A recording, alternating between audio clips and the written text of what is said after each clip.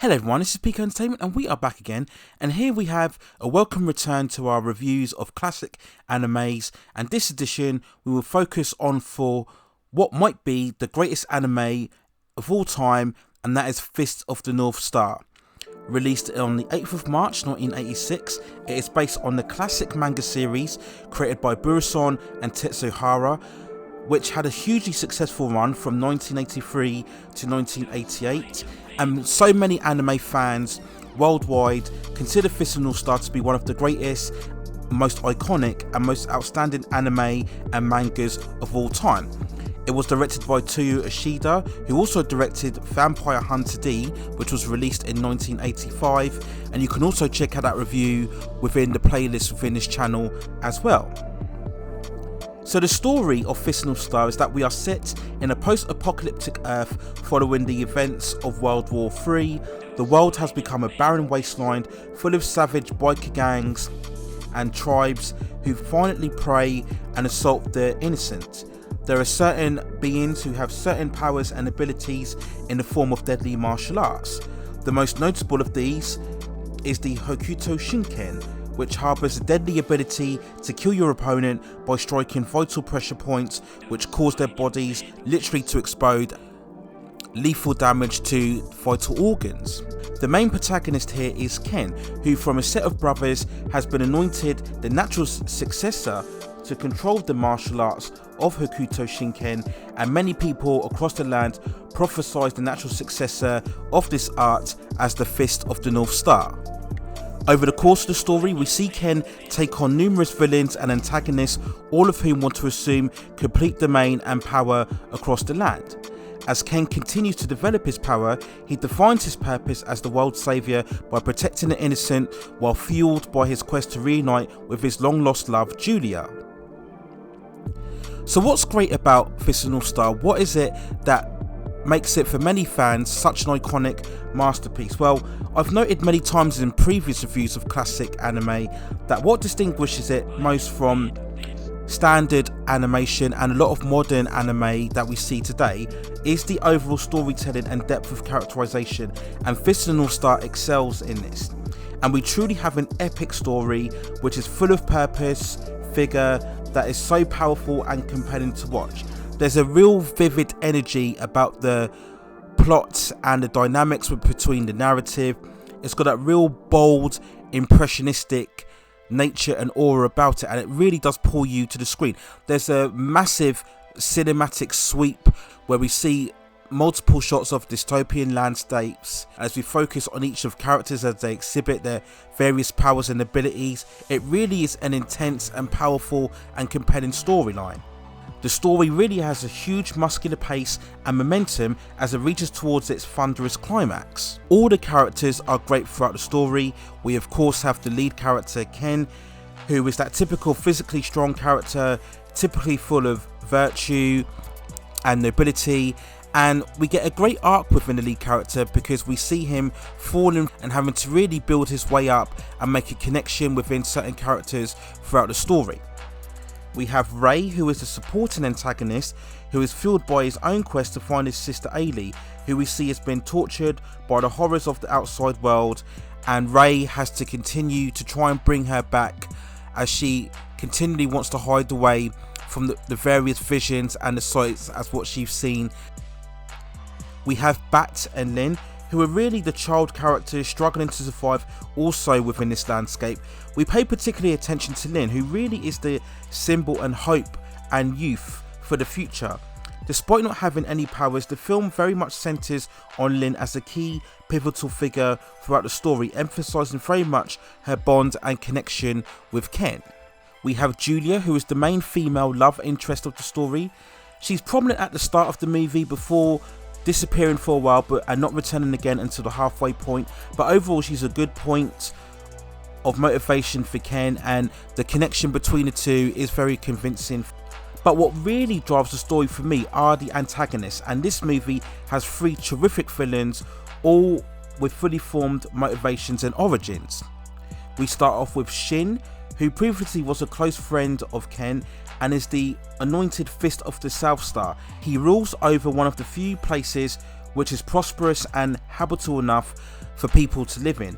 He's very much more of a regal character, very consumed in himself, and deems himself to be the absolute art of perfection. As I mentioned before, once a friend of Ken, he is really fueled by his jealousy over his love of Julia, and we see that come to a halt very much within the beginning scene of the movie, which is a very vivid and intense opening towards the movie. We have Jagi, who is one of Ken's brothers, and he's full of jealousy and rage because Ken was chosen over him as the natural successor of the Fist of the North Star. He pretends to be the Fist of the North Star by wearing a red mask, which is another very iconic look of this movie, and he has multiple scars over his body, and he has various rules over the many gangs that traverse over the countryside, and we get a very spectacular and very powerful image and confrontation between him and Ken roughly around the midpoint of the movie.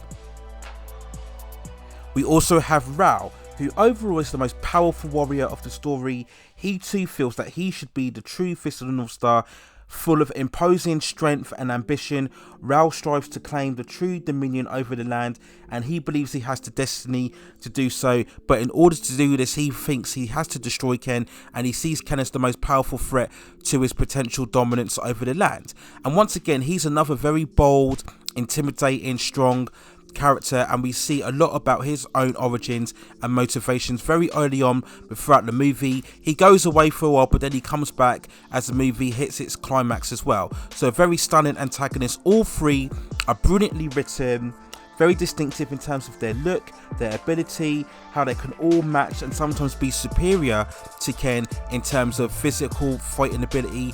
And that's always a treasured element, I think, within storytelling, when you have an antagonist or a group of antagonists who at the very least are equally as strong, or if not stronger than the main hero. It gives the story much more of a compelling drive and makes it far more interesting, rather than have the hero ultimately be more powerful than the villains to begin with. It makes the hero go through a lot more of a struggle, and they have to train and improve themselves in order to overcome the villain, and even when they encounter the villain, it still is an epic struggle to overcome them. So this just makes the story more compelling, and Fist of the North Star has got so many elements throughout this movie.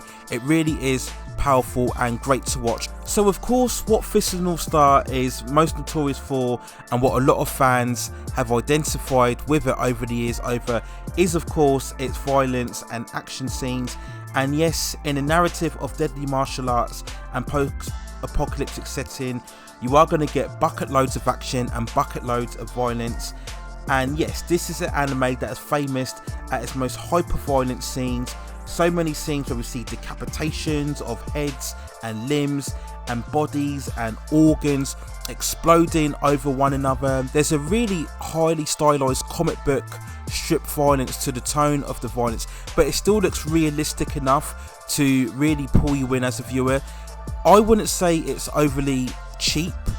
Gratuitous, I wouldn't say that, because I think it's keeping it in tone with the overall story, which is very serious. You get a lot of anime which has a lot of throwaway disposable violent scenes, and because the tone of the story isn't that serious, so it feels more gratuitous. But I wouldn't say so in terms of Fist of the North Star. I think the violence is there to heighten the mood and the atmosphere and really generate the suspense and the tension throughout the violence and the fight scenes as well. But extremely intense violence, so not one for the faint-hearted, but definitely that comic strip violence that hardcore animes will just love so much about it. But I think it's key to remember that this is not something that the film is only defined by. So yes, while there is a lot of violence, it's not the only key factor as to what makes Fist of the North Star such a great and distinctive anime.